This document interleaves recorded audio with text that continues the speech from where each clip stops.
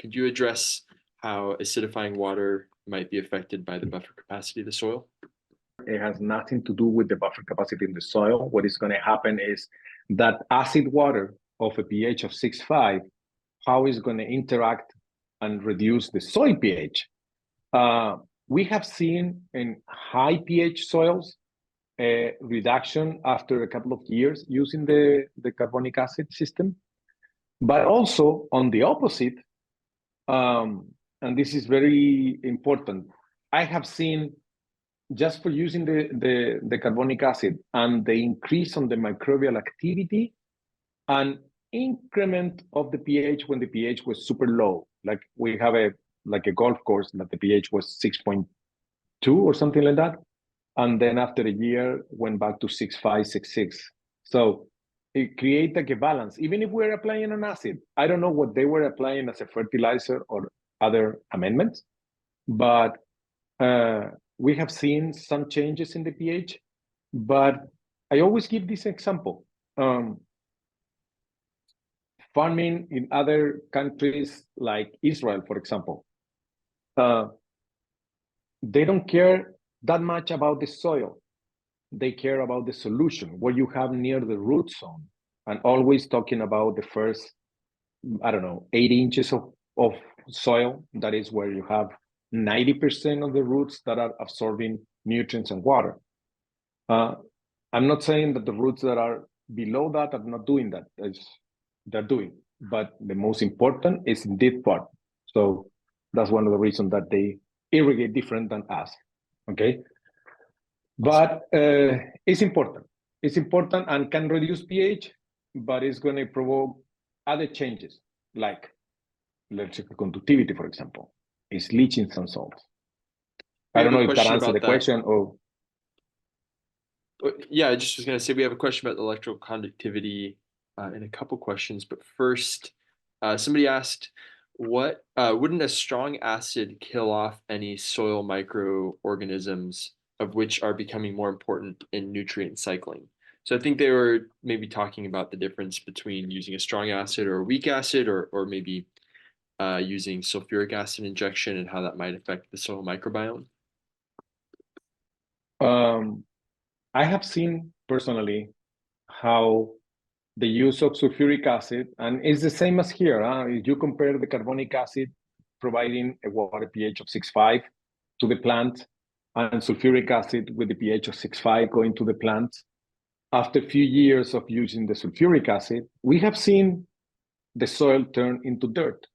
So less microbial activity, less interaction between microbes and the nutrients, and more inputs, because you keep to apply more and more because you don't have microbes that interact with the nutrients. Nothing like that happened with the carbonic acid. Absolutely nothing, because it's like having a slightly acid rainwater all the time that interact with your microbes in the soil better. So the nutrients are better. Some of the results in the Haney test show how much nitrogen savings you have, how much phosphorus savings you have, based on the previous sample with the after sample. And that shows us that you're doing something correctly there. Awesome. And could you mention the manufacturer of this pH probe? Somebody is curious. I think that is Blue Lab.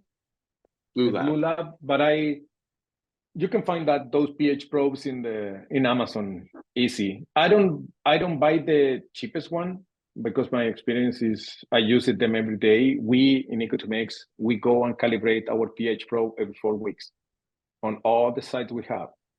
So we have people that goes and check that the pH probe is calibrated and delivering the right pH.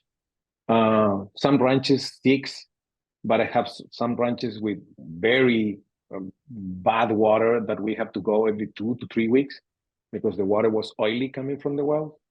So we have to clean that probe and check that everything was okay. You can show some examples of sites that they can see what is the typical installation for a big ranch and for a small ranch. Okay, this is a big ranch. The previous one was almonds. This is pistachios. And we have different setups. Right now, we are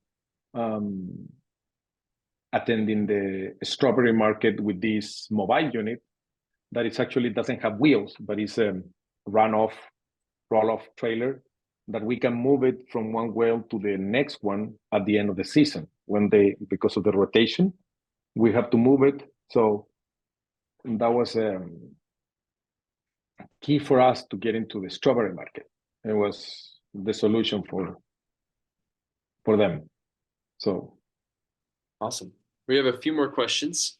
Sure. So what somebody asks, what is going on when the EC drops with carbonic acid? Is this an elimination of bicarbonates?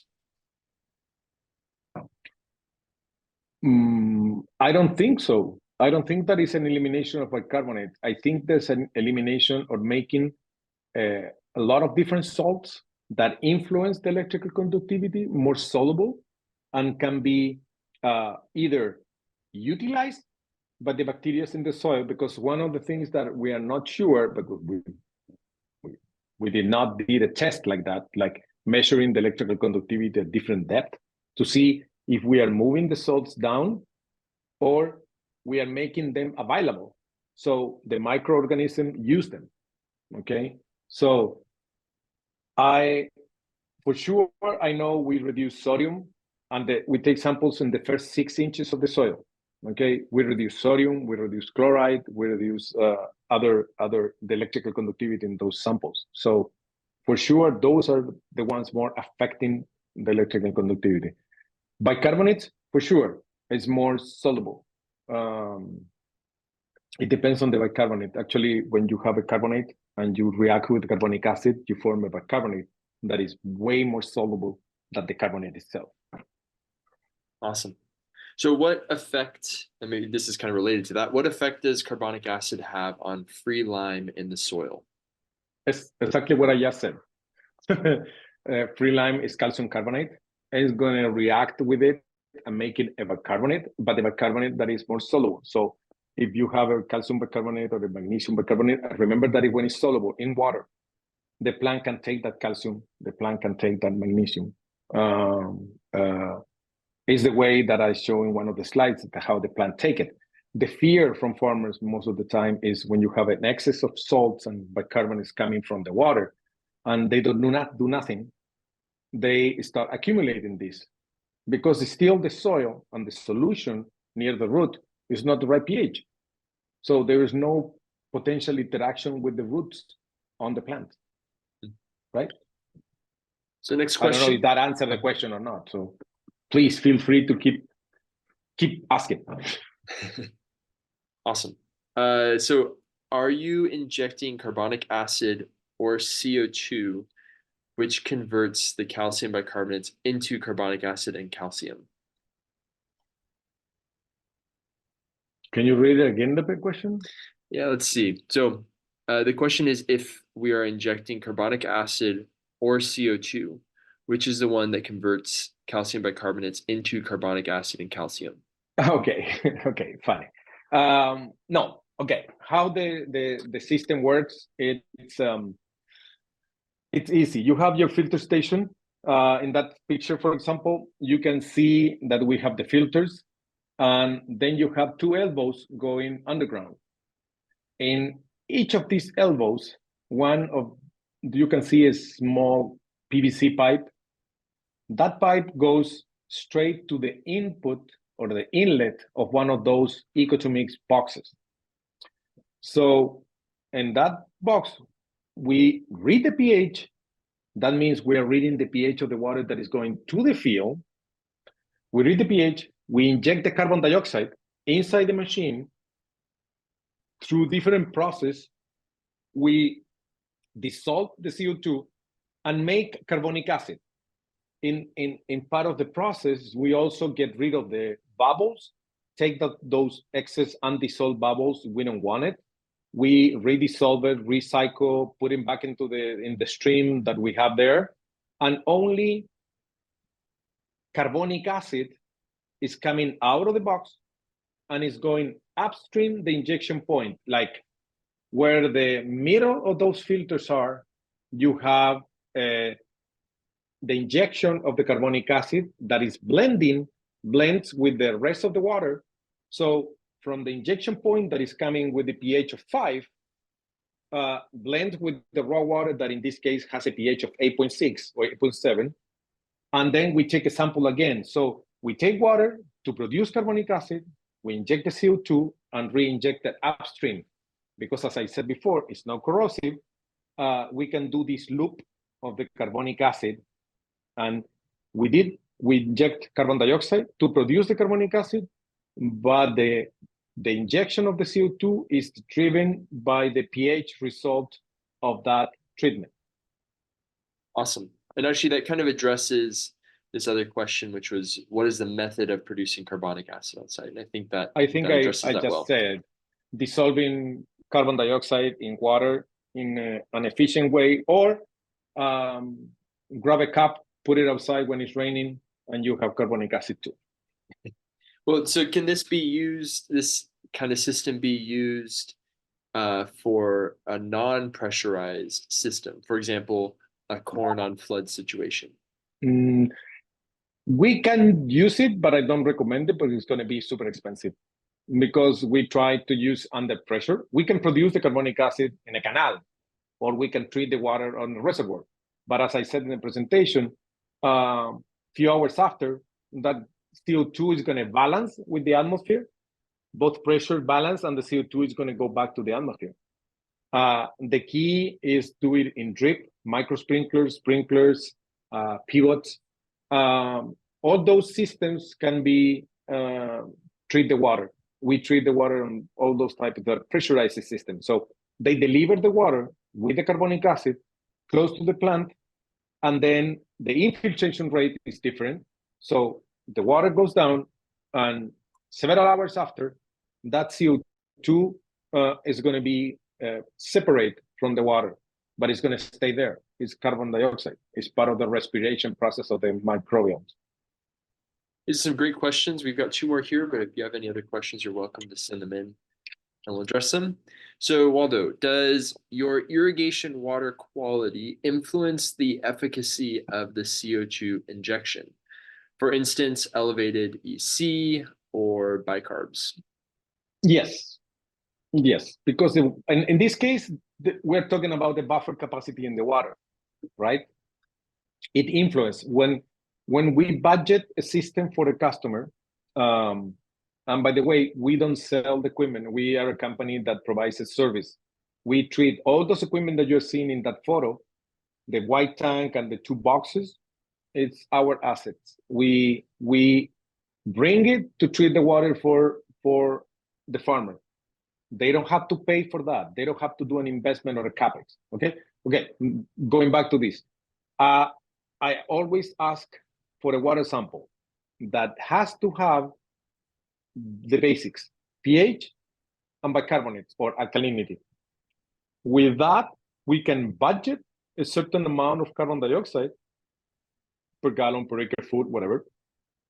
And you give me, okay, I have 300 acres and I'm planning to use 3 acre feet of water.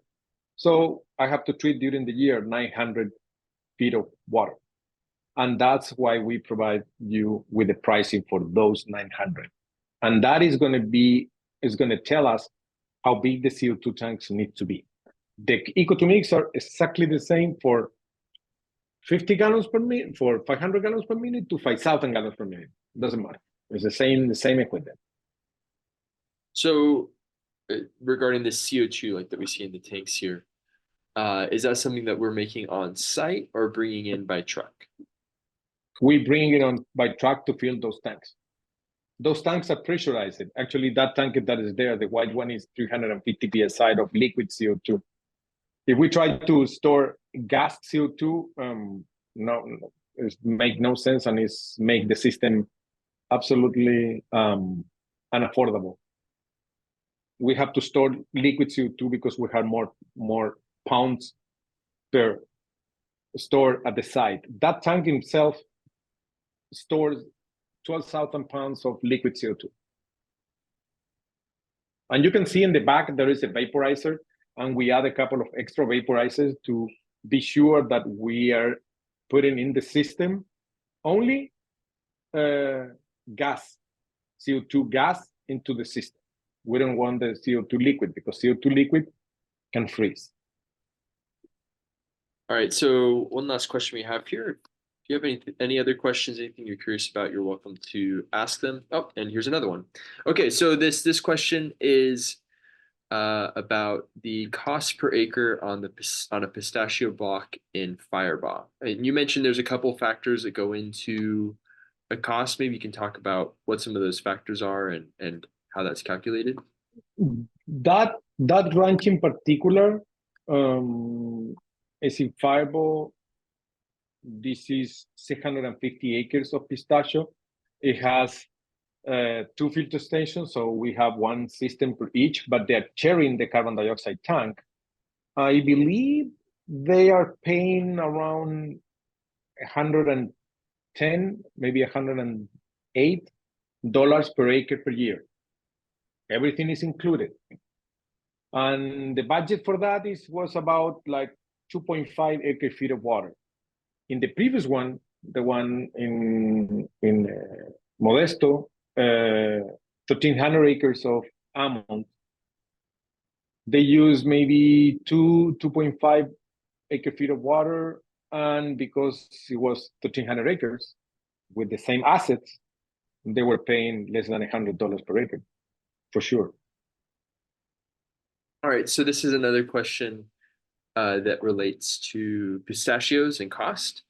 First, would using subsurface irrigation help conserve your input, little or no evaporation?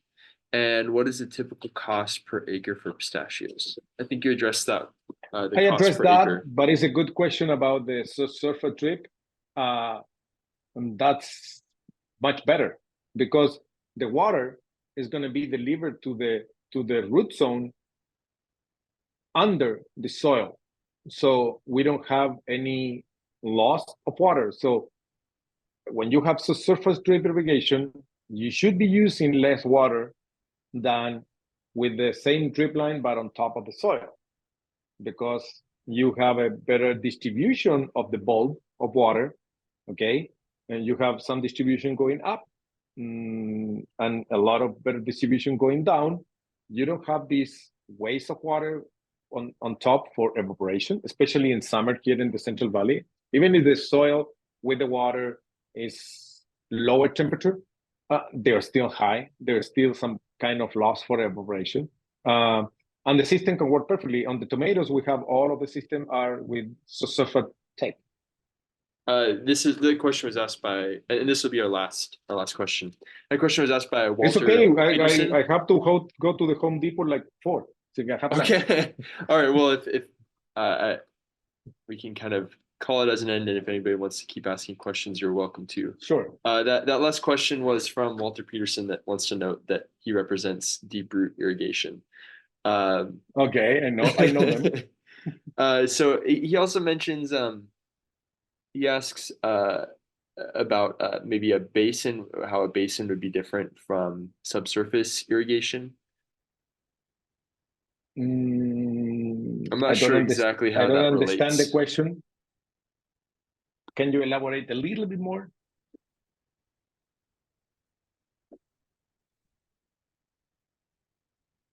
Let's see.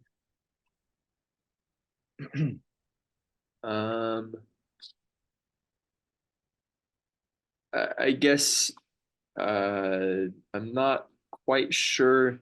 So you just said basin being different from subsurface, Southern California, Bakersfield area pistachios. I might be referring to the difference in area. I'm not sure. Maybe it's referred to the water quality.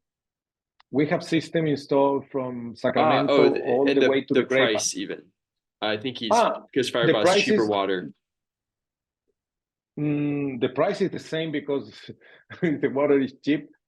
I don't influence. I have no influence on the water. How much you're paying for the water.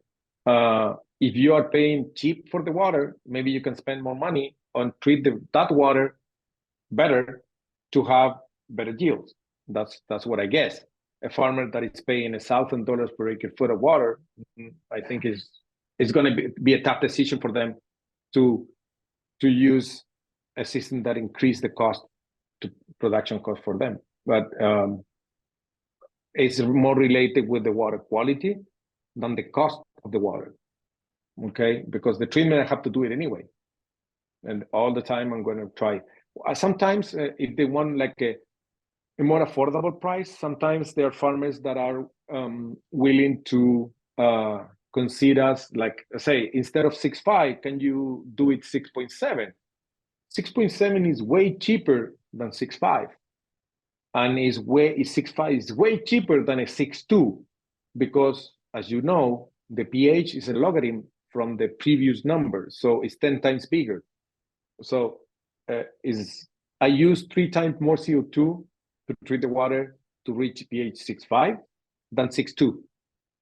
So I show them options to the farmers, and they decide to go 6.2, and sometimes says, hey, you know what? I'm seeing good results. Why don't we go 6.7 to make it a little bit cheaper? No problem.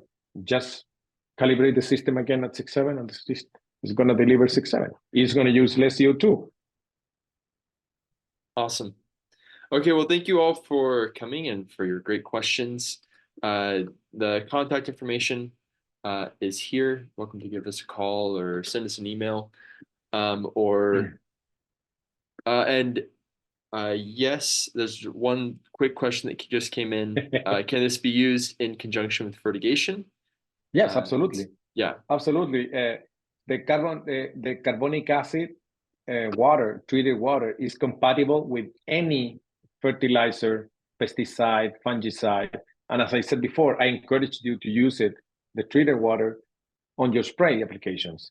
It's like using rainwater along with your irrigation water.